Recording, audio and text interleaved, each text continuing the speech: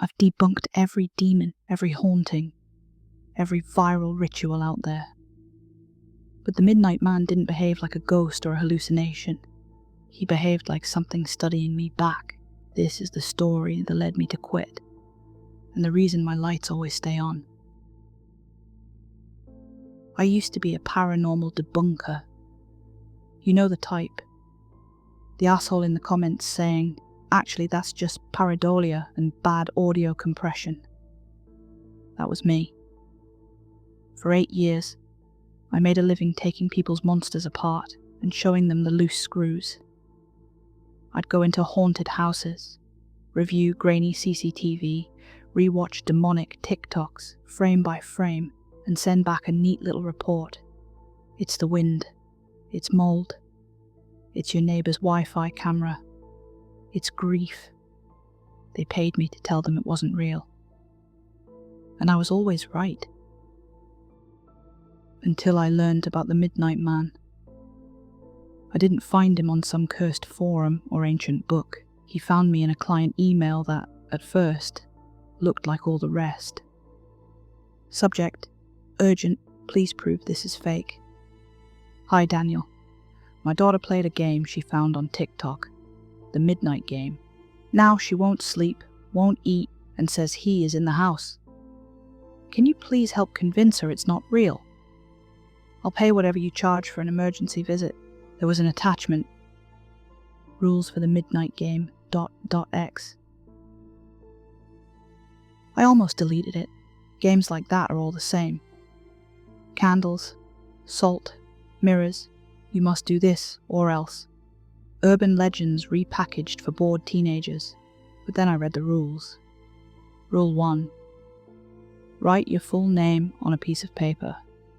Add 1 drop of your blood. Place it in front of your front door. Rule 2. Exactly at 12 a.m, knock on your own door 22 times. The final knock must land whilst the clock is still 12 a.m. Rule 3. Open the door, then blow out your candle, and close the door again. You have just invited the Midnight Man inside. Rule 4. Relight your candle immediately. Rule 5. From 12:01 a.m. until 3:33 a.m. you must keep moving. Do not stay in one place for more than a few seconds. Rule 6. If your candle goes out, immediately draw a circle of salt around yourself and stay inside it until 3:33 a.m. Rule 7. Do not look directly at him. If you do, he will show you your worst fear. Most people do not survive that. Rule 8. Do not speak to, touch, or acknowledge any person you see in your house between 12 and 3:33 a.m. unless you are absolutely sure they are real. Rule 9. Do not leave the house during the game. Rule 10. The game ends at 3:33 a.m. If you are alive and in one piece, you win. Nothing will happen. For a while. At the end, a line in bold. If you fail to follow these rules, the Midnight Man will claim you. I scoffed. The whole thing read like a fanfic version of every other summoning game out there. I emailed the mother back, set a time, and drove out the next night, halfway across the county to a tidy semi-detached in a normal estate.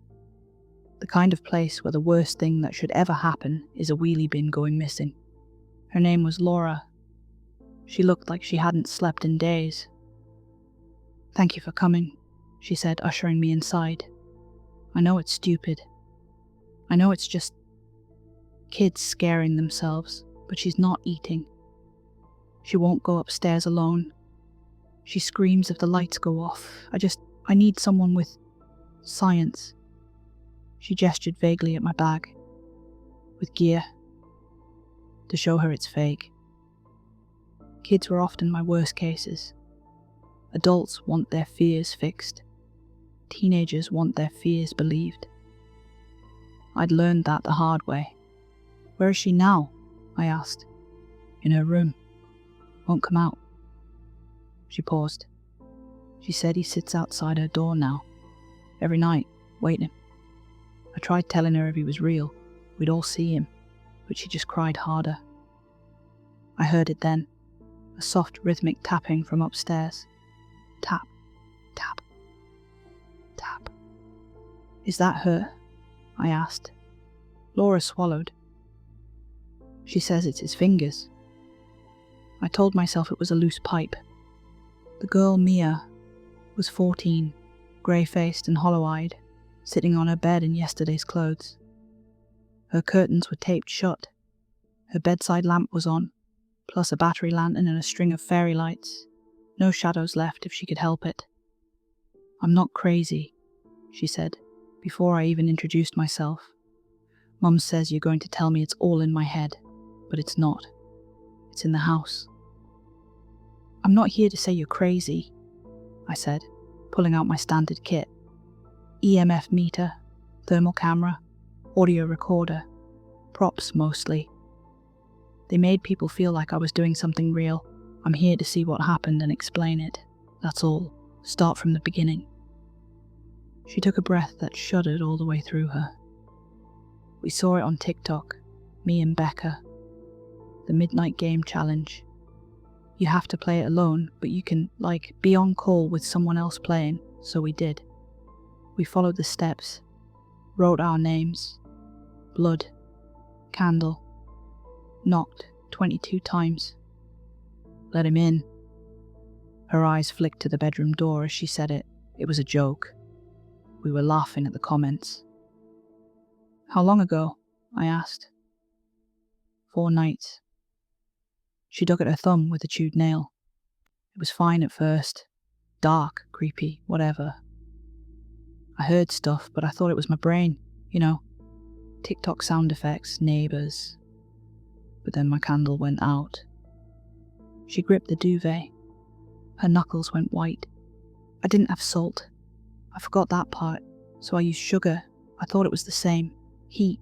Didn't. Her eyes went glassy, unfocused. The air went cold, not like I'm scared cold, like freezer burn cold. Something moved behind me, and I knew. I just knew. If I turned around, I'd see. She cut herself off, breathing fast. He didn't show me monsters. He showed me things that haven't happened yet. Things that haven't happened, and can't happen, and will happen, and... I held up a hand. Okay. It's okay. We don't have to go into that. Can I ask, did anything physical happen? Scratches, nosebleeds, objects moved? She lifted her hair without a word. On the back of her neck, at the base of her skull, the skin looked wrong. Not like a cut. Like frostbite in the shape of fingertips, 4 on one side, thumb on the other, as if something cold had cupped the back of her head and squeezed. I've seen kids dig their nails into their own skin. I've seen self-harm, psychosomatic rashes, hysterical bruising. This wasn't that. I took a picture, pretending it didn't rattle me. I hear him every night, she whispered. He didn't leave at 3:33. That's a lie. He stays if you lose. He just makes you wish he'd kill you quick instead. Something thumped softly outside the door. Tap, tap, tap. Her eyes went wide. She grabbed my wrist. Don't open it, she hissed. He doesn't like being checked on. I cleared my throat, forced my hand away, and opened the door. The landing was empty. But the EMF meter, which had been flat, spiked so hard it squealed. I could have walked away. I should have. I could have told Laura. It's stress. It's TikTok. It's mass suggestion. Send them both to therapy. File my report. Take the money. But I'd seen that frostbite handprint. I'd seen the EMF spike in a dead quiet house with modern wiring. And I'd heard the way Mia said, he stays. I made a mistake then. I let my pride answer.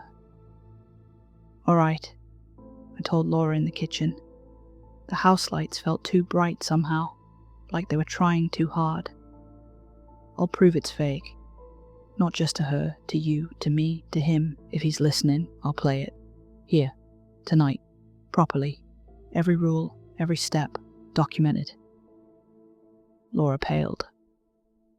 "You don't have to do that. I just wanted." "You wanted proof," I said. "If I play exactly the way the instructions say and nothing happens, you can show me the footage. Sometimes that's what it takes." That's the thing about debunkers. Deep down, we're daredevils with a lab coat on. We poke the bear because we're so sure it's just a guy in a costume. Her hands trembled as she made me coffee. If you're sure." I wasn't. Not really. But I was curious, and curiosity is just fear that thinks it's clever. We started at 11:30 p.m. I set my equipment up in the hallway. Tripod camera facing the front door, secondary camera on a bookshelf covering the hall and stairs, audio recorder on the console table. I took baseline readings. EMF low, ambient temperature a little chilly, but normal for an old British house in October. Mia stayed in her room. She refused to come downstairs. I didn't blame her. Laura hovered in the living room, clutching her dressing gown like a shield. The rules said I had to play alone. So at 11:55, I asked Laura to go upstairs and close her door. "If you hear anything," she started. "I'll shout," I said. "Or I'll be embarrassed tomorrow when I show you how boring this was." She didn't smile. At 11:58, I sat on the floor in front of the door, knees creaking, and prepared. I wrote my full name on the paper in block capitals, Daniel Matthew Cole. I pricked my finger with a sterilized lancet from my kit. Ghost hunting gear overlaps a lot with diabetes gear, it turns out. One drop of blood, dark and heavy, hit the paper and spread. I placed it on the doormat. My candle was a plain white pillar, the sort you buy for power cuts. I lit it and turned off every other light in the house. Instantly, the world shrank to the small, flickering circle around me. The camera's red recording light winked back from the darkness. I checked my phone. 11:59:37. My heart was beating faster than I liked. "It's a ritual," I muttered to myself. Rituals feel powerful because they're structured, that's all. The minutes ticked. When my lock screen changed to 12 o'clock, I started knocking. Rule 2. Exactly at 12 a.m., knock on your own door 22 times. The final knock must land at 12:000. What precisely counts as land? I'd scoffed earlier, reading it. Do they know how milliseconds work? It's funny what your brain latches onto when you're scared. Stupid details. I counted the knocks under my breath. 1, 2, 9, 15, 20. The candle flame fluttered with every impact, smearing shadows across the hallway walls. 21, I whispered. I held my breath.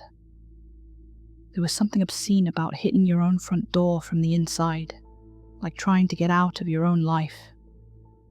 22.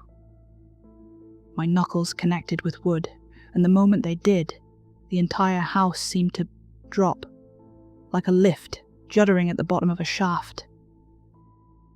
My phone ticked over to 12 o'clock. Rule 3.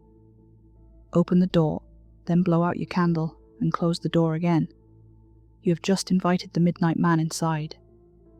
I unlocked the door, opened it a crack. The night outside was misty and still. No wind, no foxes, no passing cars. The street looked wrong in candlelight. All hard edges and oversaturated shadows. I blew the candle out. The dark that rushed in felt thick. Not just absence of light, dark, presence dark, heavy, watching. I closed the door, locked it, heart hammering. My hands shook just enough that it took me 2 tries to relight the candle. Rule 4, relight your candle immediately. I managed it. Well done, I thought. You've successfully set the mood for yourself, idiot. I checked the time again. 12:01. 3 hours and 32 minutes to go. People imagine these games as frantic from the start. Walls bleeding, voices, chase scenes. Mostly, it was walking. Just walking. The rules said not to stay in one place more than a few seconds, so I paced the downstairs circuit. Hallway, living room, kitchen, back to hallway. Every door open so I didn't fumble. Candle in hand, audio recorder clipped to my shirt, EMF meter in my pocket. The house creaked and settled. My shoulders loosened a fraction. It was just a house, and I'd let a story get under my skin. By 12:17, I was bored enough to start narrating for the camera.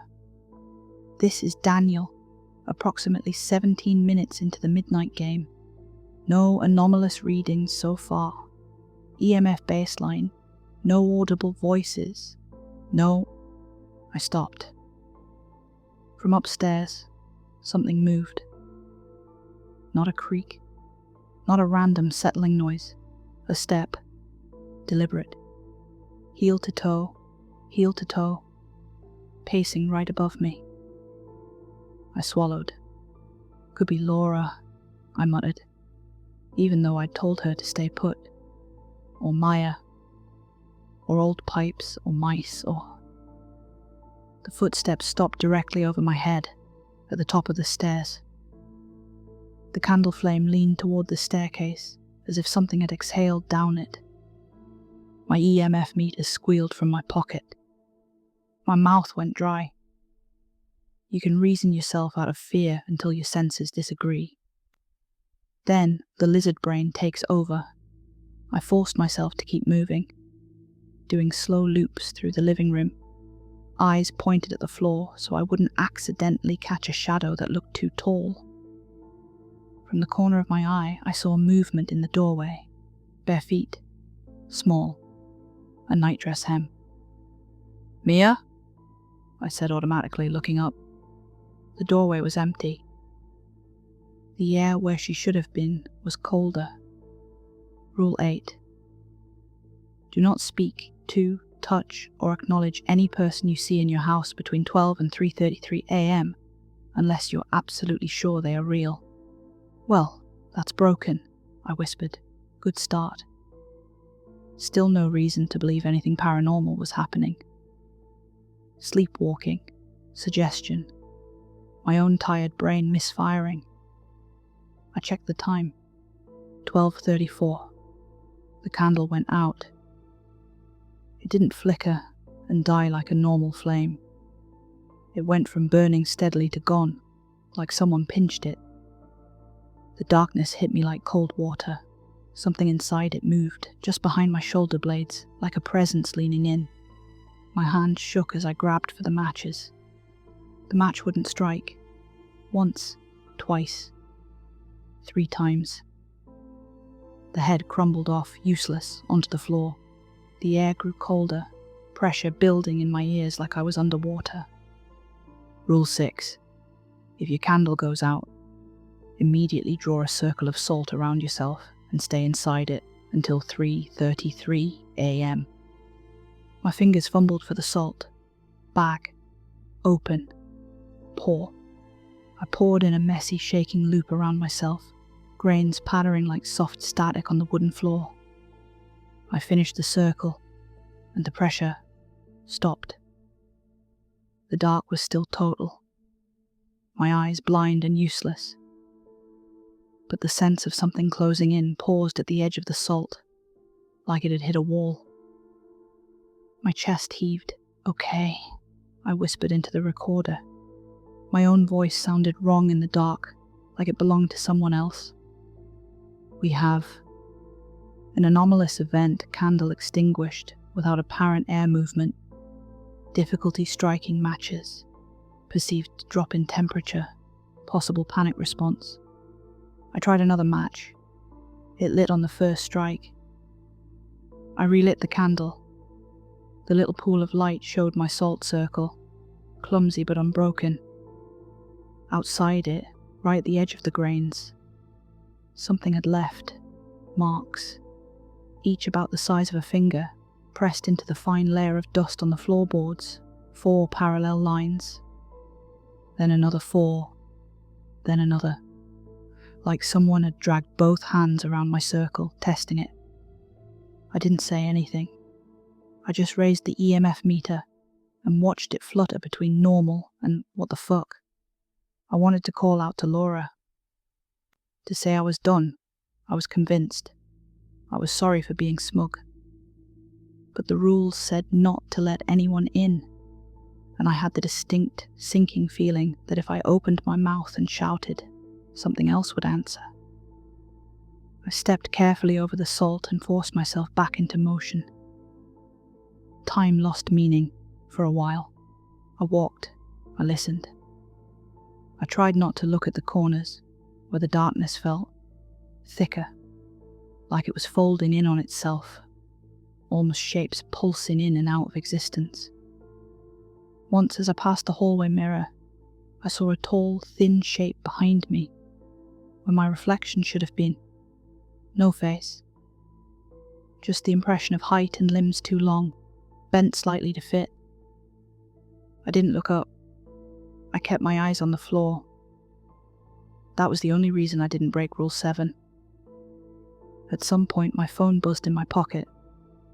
A text from an unknown number. 12:59 a.m. You're doing so well, Daniel. I swallowed bile. No one outside this house should know what I was doing. Even if the number was spoofed, why was there no contact name, no code, no country prefix? Another text. Don't stop moving. I like you better this way. I turned airplane mode on and put the phone face down on the console table. The footsteps started again upstairs. Heel to toe, pacing, waiting. The first time he spoke to me, it wasn't a voice, not really. I was passing the closed door to the understairs cupboard when, for a second, the wood vanished and I saw, not with my eyes, with something deeper. A staircase going down instead of up, steps worn thin at the center, walls too narrow, too close, pulsing slightly like a throat. At the bottom, in the dark, something tall and pale and hungry waited, his outline blurred, like he only existed when you weren't quite looking at him. My hand jerked away from the door. Worst fear, I thought. That's what the rules promised he'd show you if you broke them. Your worst fear? I'd always thought my worst fear was something basic. Spiders, dying alone, that sort of thing. I was wrong. My worst fear was being wrong. That all the things I'd laughed at were real. That I'd been walking naked through a world full of teeth. And tonight was the first time something had decided to bite down. The vision snapped shut. Wood was solid under my palm again. The candle sputtered, then steadied. Fuck you, I whispered at the door. I'm still here. The air around me pulsed with a low, soundless amusement. At 2:12 a.m., the crying started. Mia's voice. High and cracked and terrified. Dan. Dan, please. Are you there? I can't move. He's in my room. Dan, please. My heart punched the base of my throat. Mia? I called before I could stop myself, turning toward the stairs. The instant her name left my mouth, the crying cut off. Not faded, not muffled, cut. Like someone hit mute. Something ran down the stairs then. Fast. On all fours. the sound of hands and feet slapping wood. It stopped just out of the candle's reach. I didn't look up. Every instinct screamed at me to tilt my head to see what was right there in the dark, breathing too fast. I stared at my feet and recited the rules in my head like a mantra. Don't look, don't speak, don't touch, don't leave. Keep moving. The breathing hitched. Then a whisper, right next to my ear, where no one tall enough should have been. Good boy. I nearly dropped the candle. By 2:47 a.m., my legs shook from constant movement. My lower back ached. Every loop of the house felt longer than the last. The hallway stretching, the kitchen narrowing, the living room turning into a tunnel. I checked my phone again. No signal. Time, 2:47 a.m. 46 minutes. I can do 46 minutes, I muttered. The house disagreed. The next time I passed the front door, there were scratches on it. 4 long, vertical gouges, just deep enough to tear the paint. Fresh, no splintering, as if something with patience had dragged its nails slowly down, enjoying the resistance. My own handwriting stared back at me from the paper on the mat. Daniel Matthew Cole. The blood drop was dry. A second drop had appeared next to it. I hadn't given that one. I kept walking. We think of rules stories as horror because of what happens when you break them. Midnight Man taught me the horror comes from the moment you realize you don't actually know whether you've broken them or not. Did I speak to someone who wasn't real when I answered Mia's fake crying? Did I acknowledge him by reading those texts? Did the salt circle count if some grains scattered when I stepped over it? Did looking at his reflection count as looking at him? The rules were clear, until they weren't, until every breath felt like a potential violation.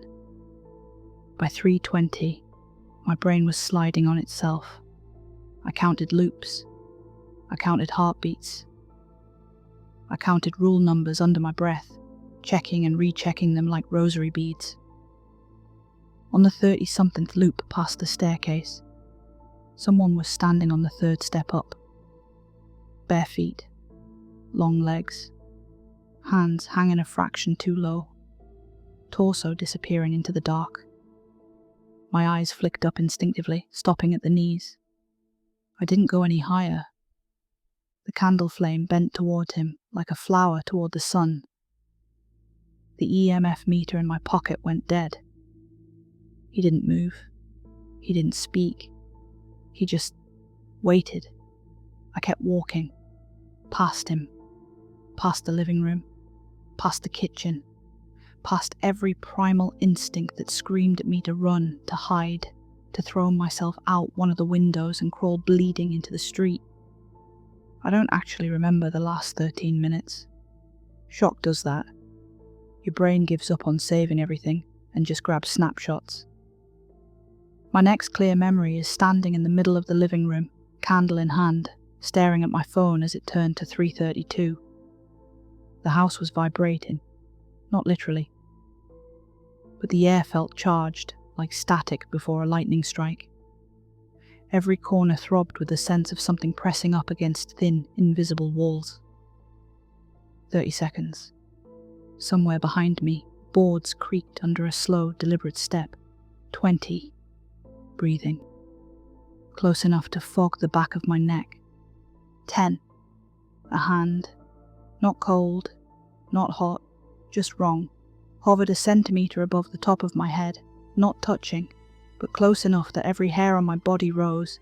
5, 4, 3. Everything stopped. At 3:33 a.m. exactly, the pressure dropped. The candle burned normal yellow again. The board stopped talking. The EMF meter crackled weakly back to life.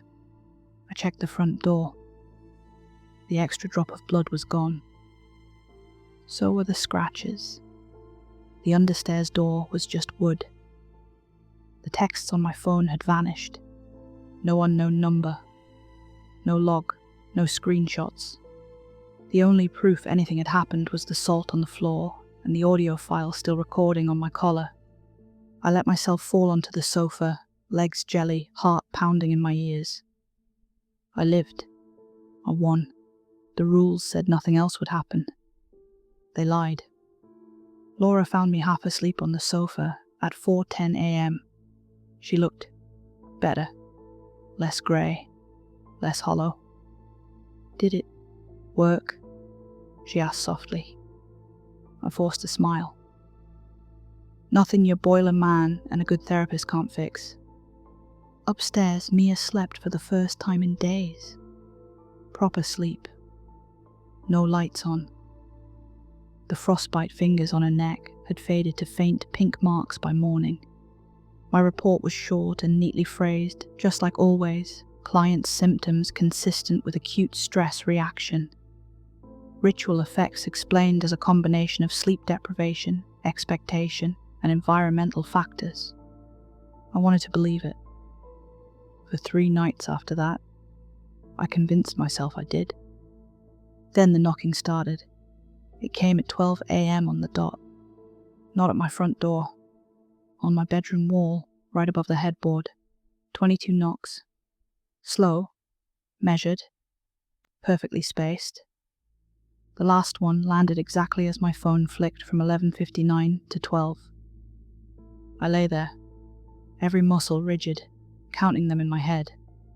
20, 21, 22. The air chilled. I hadn't written my name. I hadn't bled. I hadn't lit a candle.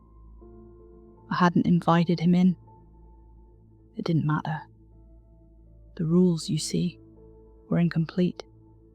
They only tell you how to start the game. They don't tell you what happens after you win. He doesn't stay if you lose. Mia was wrong about that. He stays if you survive. You're his now. A long-term project. A favourite toy. He doesn't need paper and blood anymore. He knows exactly who you are. Every night since then I feel him. Not always with knocks. Sometimes it's a text from a number that doesn't exist. Sometimes it's a shadow in the mirror that lags half a second behind me. Sometimes it's that tiny, almost imperceptible drop in the room, like a lift shuddering at the bottom. Sometimes it's nothing, just weeks of silence, until I start to think that maybe it really was just stress. Maybe it's gone. Maybe. Then he does something small, moves my keys, leaves my bedroom door half open when I know I shut it, whispers my name from inside the wardrobe when I'm in the shower. He's patient. That's the worst part. He's not a jump scare. He's a slow leak in your sanity, drip by drip, over years. I still debunk other people's ghosts. I still go on podcasts and talk about EMF spikes and sleep paralysis and why orbs are dust. I still send neat little reports telling people their monsters aren't real. I'm not lying, their monsters aren't. Mine is. So here's my advice, from one skeptic to another. Don't play the midnight game. Don't write your name. Don't bleed. Don't knock. Don't open the door. But if you're stubborn like I was, if someone dares you, if you need to know, then at least follow my version of the rules, the ones the file didn't include. Rule 11. If you win, move. New house, new locks, new number. It won't help for long, but it might buy you time. Rule 12. Never assume the game is over just because it's 3:33 a.m. That's just when he stops pretending there are rules. Rule 13. If you start seeing him in reflections, don't smash the mirror. He likes when you panic. Just stop looking at anything that can hold his shape. Rule 14. Don't tell people you've seen him. Not in detail. Not exactly. The more specific you are, the more his shape spreads in their heads. He likes new rooms to walk in. Rule 15. Above all, do not fall in love with being right. That's how he gets people like us. He doesn't come for the believers. He comes for the ones who laugh, and then knock anyway. I used to be a paranormal debunker. I still am, technically. But when it's just me, in the dark, at 11:59 p.m, phone face down and house too quiet, I don't pretend anymore. I don't tell myself it was all stress, or TikTok, or mold. I just listen to the silence and wait for the first knock. Some nights, it doesn't come. Those are the worst ones, because that means he's already inside. Hi everyone, thanks for listening. That story was written and narrated by me, and if you made it all the way to the end, hi Grandma. Yes, I know you're watching. No, I will not do something nicer. This is the brand now. If you enjoyed it, don't forget to subscribe, like, and share it with someone you secretly want to traumatize.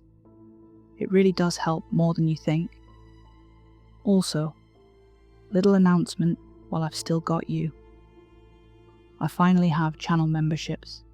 That means if you want to support the chaos a bit more, you can hit the join button and become an actual resident of whatever cursed town I'm building this week. Members get things like custom emojis, early access to some videos, and the chance to literally become a character in a future story.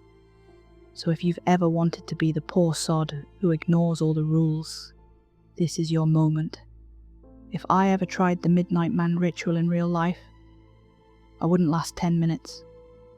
I would trip over the salt, set off the smoke alarm with the candle, and end up explaining to the fire brigade why there's a blood-stained piece of paper on my front door at midnight.